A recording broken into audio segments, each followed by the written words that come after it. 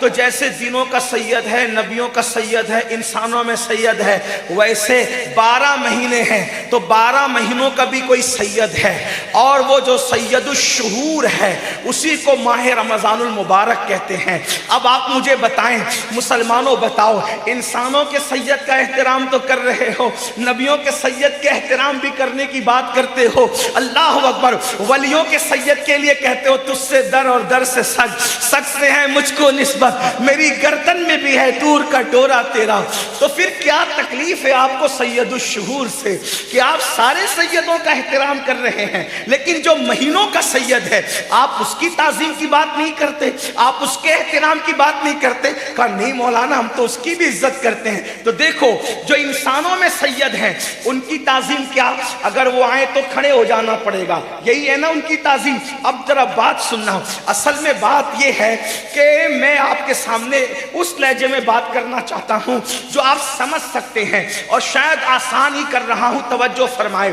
انسانوں میں سید آئے تو آپ کو کھڑے ہونا ہے کہ حضور کے خاندان کے جو لوگ ہیں سید ہیں ان کی تعظیم کھڑے ہونے میں، پھر آپ ہاتھ بھی چومتے ہیں، نظر بھی پیش کرتے ہیں۔ تو لیکن جو شہروں کا سردار، جو مہینوں کا سردار ہے، سید الشہور ہے، اس کا احترام کیسے ہو؟ اس کے لیے کھڑے ہوں گے تو وہ دکھتا ہی نہیں، اس کے لیے کیسے کھڑے ہوں؟ اس کا کوئی ہاتھ ہے جو ہاتھ چومے؟ اس کو جو نذرانہ دینا ہے؟ تو ہر ایک کی تعظیم جدا جدا ہے۔ جو انسانوں میں سید ہے کھڑے ہوں گے، ہاتھ چومیں گے، نظر دیں گے، یہ کریں گے، کھلائیں گے پلائیں گے، یہ تعظیم ہے نا؟ صحیح ہے۔ لیکن سید الشہور آ رہا ہے تو اس کے ہاتھ ہی نہیں کہ ہاتھ چومیں، اس کی تعظیم کیا ہے، اس کا احترام کیا ہے؟ تو اس کا احترام یہ ہے کہ اس کا خیال کرتے ہوئے آدمی گناہ ترک کر دے، یہ اس کا احترام ہے۔ اگر سید کا احترام نہ کرو تو لا علاج بیماری ہے، امام المتکلمین حدیث لکھ رہے ہیں ادھر۔ اور اگر سید الشہور کا احترام نہ کرو تو سیدھا ایمان ہی خطرے میں ہے۔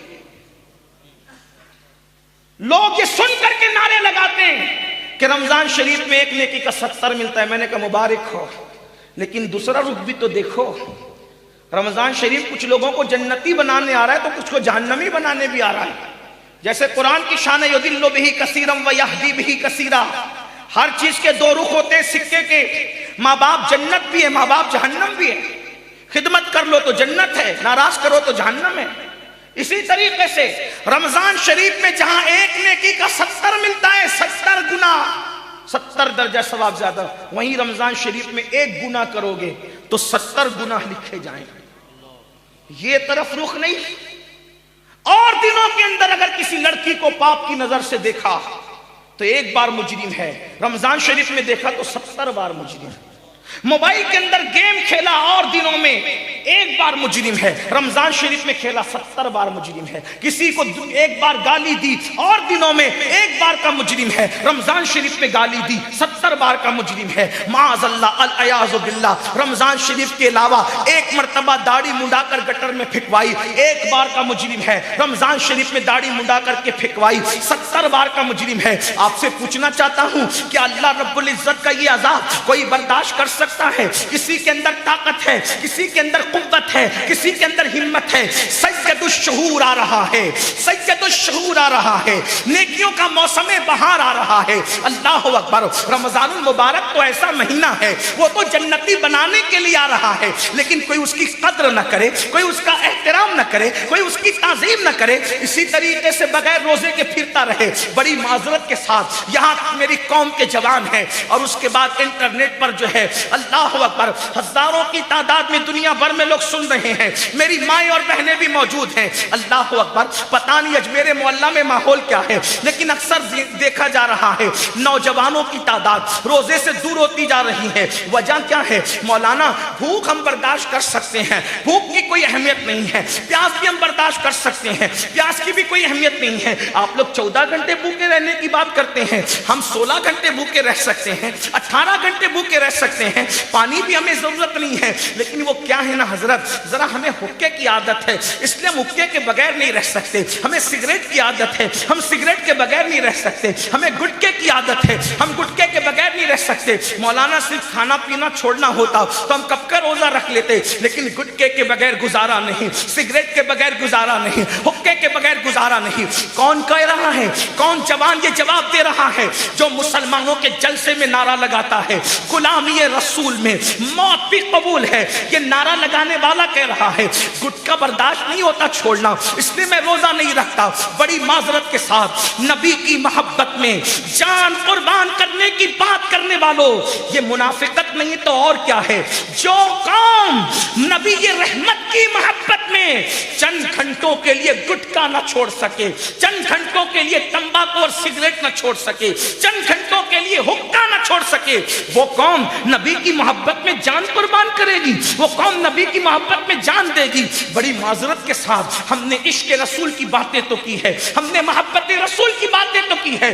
چھپ چھپ کر کھانے والوں، گھروں کے اندر بیٹھ بیٹھ کر چھپ چھپ کر کھانے والوں، تم سب سے چھپ سکتے ہو کیا؟ رب سے بھی چھپ سکتے ہو؟ نہیں نہیں. روزہ نہ رکھنے والوں سن لو، اللہ کے رسول غیب داں نبی صلی اللہ علیہ وآلہ وسلم فرماتے ہیں شب معراج میں نے دیکھا کچھ لوگ ایسے ہیں جن کے جبڑوں کو آنکھ کی کینچی سے کاٹا جا رہا ہے، جبڑے آنکھ کی کینچی سے کاٹے جا رہے ہیں اور وہ چلا رہے ہیں، وہ چیخ رہے ہیں. میں نے پوچھا جبریل یہ کون ہے؟ عرض کیا یا رسول اللہ صلی اللہ علیہ وآلہ وسلم یہ آپ کی امت کے وہ لوگ ہیں جو رمضان المبارک میں روزہ نہیں رکھتے تھے یا روزہ وقت سے پہلے افطار کر لیتے تھے. اللہ اکبر. مجھے بتاؤ چند گھنٹے بھوکے رہنا ہے؟ اور پھر ایک بات آپ کو بتاؤں روزہ رکھنے سے ہوگا کیا؟ میرے آقا علیہ السلام فرماتے ہیں روزہ رکھو صحت مند ہو جاؤ گے. یعنی روزے کی وجہ سے کوئی بیمار نہیں ہوتا، روزے کی وجہ سے صحت ملتی ہے، روزے کی وجہ سے شفا ملتی ہے،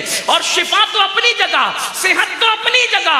اللہ اکبر. حج کرو تو نیکی ملے، صدقہ دو تو نیکی ملے، زکات دو تو نیکی ملے، نماز پڑھو تو نیکی ملے، عمرہ کرو تو نیکی ملے. لیکن اللہ فرماتا ہے روزہ میرے لیے ہے اور میں ہی اس کی جزا ہوں.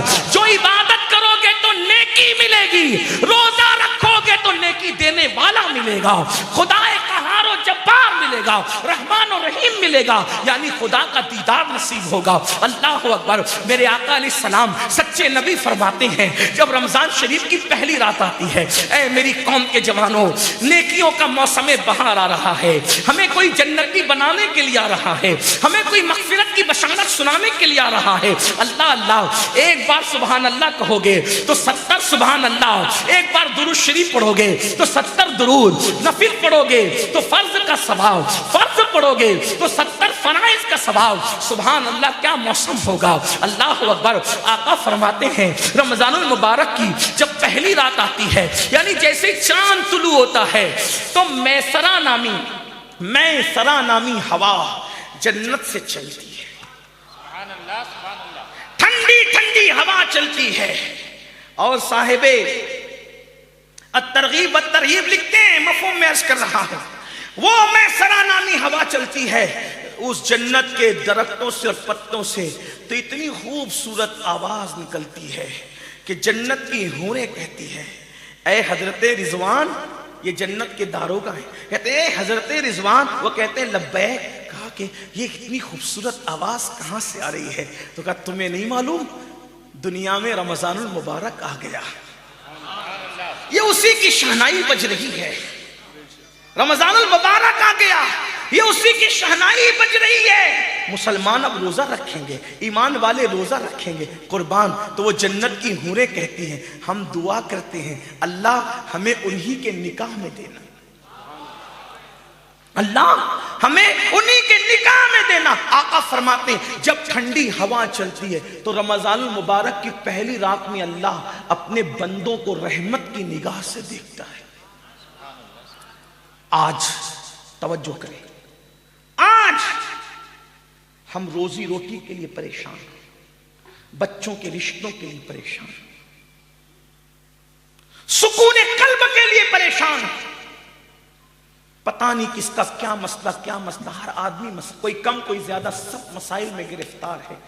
घर घर की कहानी, हर घर की कहानी। बाप बेटे में नहीं जमती, बेटे बाप में नहीं जमती, सास बहू में नहीं जमती, बहू सास में नहीं जमती, नंदो और भावज में नहीं जमती, देवरानी जिठानी में नहीं जमती। घरों में इख्तिलाफात की आग लगी हुई है, मोहल्लों में इख्तिलाफात की आग लगी हुई है। गुर्बत की चक्की में लोग पिस रहे हैं, पैसों के हवाले से मंदी का माहौल है, दिन ब दिन कारोबार डाउन होते जा रहे हैं। बड़े बड़े लखपति, अरबपति, खरबपति लोगों के घरों में भी हमारा क़याम रहता है और गरीब लोगों के घर में भी हम लोग जाते हैं। जिसको देख रहा हूं साल भर से सब रो रहे हैं, हजरत कुछ वजीफा दो, कोई तावीज, कुछ करम फरमाइए हजरत। लॉकडाउन से पहले बहुत अच्छा चलता था, लॉकडाउन के बाद सब खराब है, सब बर्बाद है, बहुत हैरान है, बहुत परेशान है, हजरत क्या करें, मसाइल ही मसाइल है।